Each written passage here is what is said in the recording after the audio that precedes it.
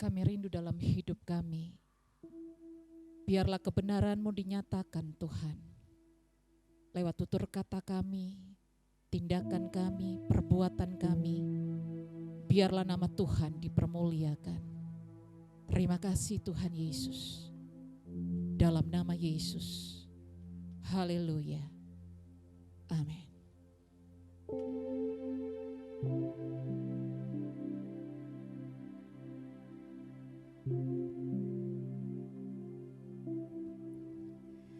Ku rindu setiap waktu hidup di kebenaran-Mu, bukan dengan kuatku,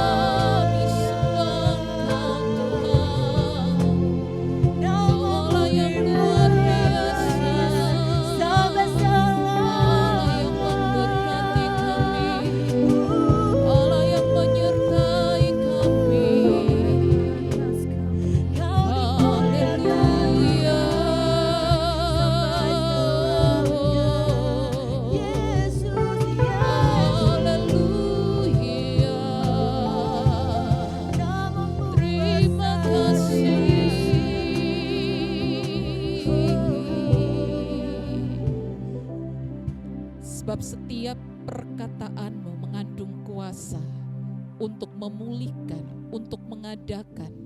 Bahkan kami percaya juga kuasa yang sama kami miliki. Setiap perkataan kami adalah perkataan yang berkuasa. Mari Tuhan, sampaikan isi hati-Mu bagi kami, supaya kami mengerti dan kami melakukan itu dalam hidup kami. Karena kami percaya Roh Kudus mengambil alih seluruh kehidupan kami. Dalam nama Tuhan Yesus, haleluya, amin. Puji Tuhan, shalom. Kita saat ini akan belajar bersama tentang perkataan yang berkuasa. Kita lihat ketika Allah menciptakan dunia ini sampai Ia menciptakan manusia.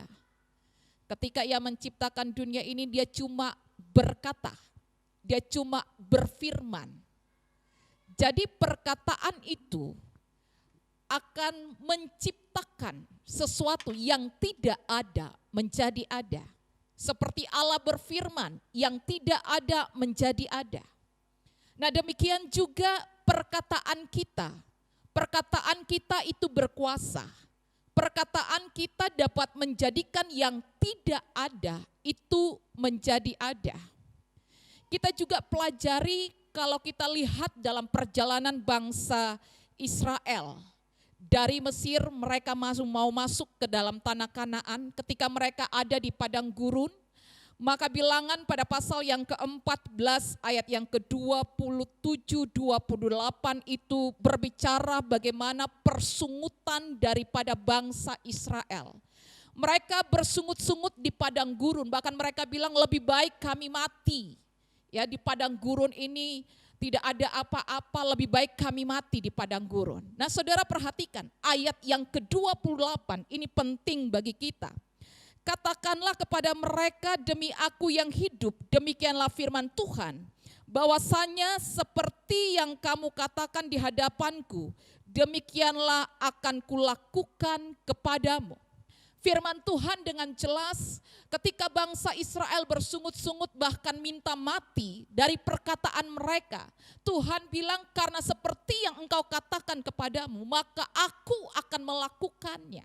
Nah, saudara perhatikan, ketika bangsa Israel masuk di dalam tanah Kanaan, cuma 2 orang yang masuk, yaitu Yosua dan Kaleb. Karena apa? Kuasa daripada perkataan mereka. Mereka semuanya mati di padang gurun, karena apa yang mereka ucapkan, itu yang terjadi. Nah, Bapak Ibu yang terkasih, kalau perkataan itu berkuasa, bagaimana kita harus menggunakan kata-kata kita secara benar? Lukas pada pasal yang ke-6 ayat yang ke-45 dia katakan, orang yang baik mengeluarkan barang yang baik dari perbendaharaan hatinya yang baik. Dan orang yang jahat mengeluarkan barang yang jahat dari perbendaharaan hatinya yang jahat. Karena yang diucapkan mulutnya meluap dari hatinya. Sekali lagi, yang diucapkan mulutnya itu keluar dari hatinya.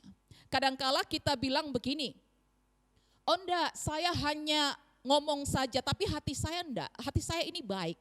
Ya, kita seringkali punya kata-kata itu, tapi saya mau katakan begini, itu adalah perkataan yang salah.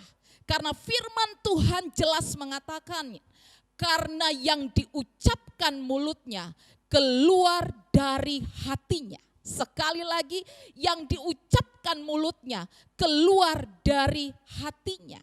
Makanya saudara, dalam Kolose pada pasal yang keempat ayat yang ke-6 katakan, hendaklah kata-katamu senantiasa penuh kasih, jangan hambar. Ya, sehingga kamu tahu bagaimana kamu harus memberi jawab kepada seseorang, setiap orang. Makanya perkataan kita itu adalah perkataan yang benar-benar harus kita kontrol, jangan hambar, jangan asal kita ucapkan. Karena kata-kata itu tidak dapat dihapus dihapus. Kata-kata yang sudah keluar itu tidak akan kembali begitu saja. Itu tidak dapat dihapus, saudara. Bahkan kata-kata yang sudah kita keluarkan itu bisa makan berpuluh-puluh tahun. Bahkan sampai mati pun kata-kata itu tidak bisa ditarik kembali. Karena apa? Kata-katamu, saudara, kata-kata saudara dan saya dapat menjadi berkat maupun mendapat menjadi kutuk untuk orang lain. Saya mau katakan begini, kata-kata setiap kita menentukan kualitas diri kita. Kualitas manusia ditentukan dari apa yang keluar dari mulutnya.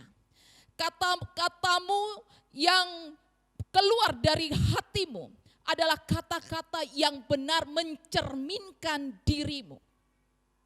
Kata-katamu itu menyatakan isi hatimu.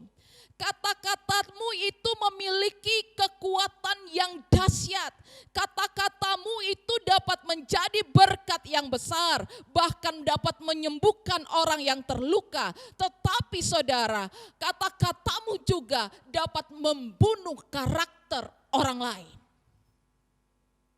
Untuk itu, mari kita menggunakan kata-kata kita secara benar dan tepat. Karena kata-kata yang keluar dari hati, kata-kata yang benar-benar memberkati orang, itu merupakan suatu hubungan kita dengan Tuhan. Nah, sekarang pertanyaannya, bagaimana supaya saya bisa berkata-kata dengan benar? Bagaimana supaya saya bisa menjadi berkat lewat setiap perkataan saya? Bapak Ibu yang terkasih, saya mau katakan, kita kalau memiliki kata-kata yang benar, karena tadi saya katakan kata-kata itu keluar dari hati, cerminan hati kita. Untuk itu kita harus melekat kepada Yesus. Waktu kita melekat kepada Yesus seperti pokok anggur yang benar itu. Dia melekat, kita hanya ranting-ranting. Pokok anggur itu adalah Yesus. Waktu pokok kita benar, maka ranting-ranting kita benar. Waktu kita benar melekat kepada Yesus, maka yang ada di dalam hati kita itu adalah segala sesuatu yang benar. Dan waktu kita berkata-kata, maka kebenaran yang ada di dalam hati kita itu keluar dari mulut kita dan akan menjadi berkat yang besar bagi banyak orang. Karena perkataan itu berasal daripada hati kita. Perkataan kita berkuasa, perkataan kita menjadi berkat karena kita melekat pada pokok anggur yang benar. Percayalah saudara, bahwa saudara dapat menjadi berkat. Untuk itu mari serahkan hidupmu bagi Tuhan. Serahkan hatimu bagi Tuhan, supaya Tuhan mau ambil alih seluruh kehidupanmu, supaya Tuhan mau ambil alih seluruh keadaan hatimu saat ini. Mungkin saudara orang-orang yang berkata-kata kasar, orang-orang yang berkata-kata tidak terkontrol, karena mereka sakit hati, karena hati mereka tidak benar di hadapan Tuhan. Hati mereka belum dibereskan, tetapi orang-orang yang memiliki kata-kata yang baik, kata-kata yang memberkati, hati mereka melekat kepada Tuhan. Dan hasil yang mereka alami, hasil yang mereka terima, itu kata-kata yang memberkati orang lain. Saya percaya bahwa saudara rindu supaya kata-kata saudara mau menjadi berkat bagi banyak orang. Melekatlah kepada Yesus yang merupakan pokok anggur yang benar itu. Maka perkataan saudara akan dikendalikan karena saudara melekat, hati saudara melekat kepada Dia. Dan saya percaya saudara menjadi berkat yang besar bagi anak-anakmu, bagi suamimu, bagi istrimu, bahkan bagi orang lain. Tuhan Yesus memberkati. Haleluya.